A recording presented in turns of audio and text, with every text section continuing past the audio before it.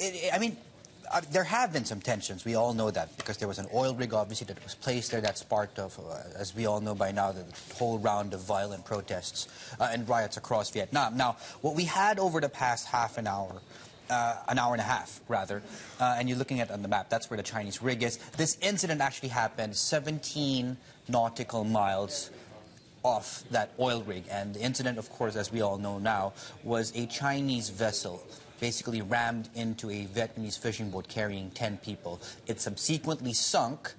The 10 people were rescued, and certainly it does just confirm these earlier reports from a Vietnamese newspaper. Let me just read part of that report. That early this morning, a Vietnamese ship, DNA 90152, operating out of Da Nang, was first encircled by 40 Chinese fishing vessels. 40, and then subsequently, as we all know, rammed. Now, we did get confirmation coming from Vietnam itself, the foreign ministry putting out a statement. You could look at that statement on their website. In their words, the spokesperson said it sank, it was rammed by a Chinese boat in these disputed waters. Obviously, it took place 4 p.m.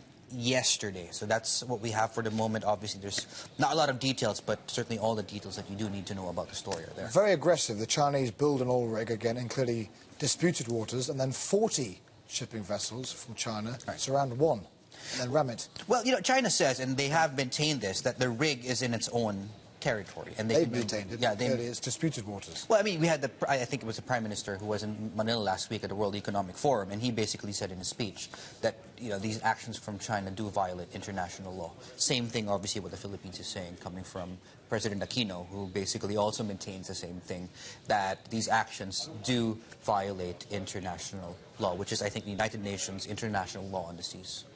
A lot of tensions around Asia right now, aren't they, David? Let's face it. Clearly Thailand, Vietnam, North Vietnam, yeah, Japan, China. All happening certainly at once over the past few weeks. It certainly is.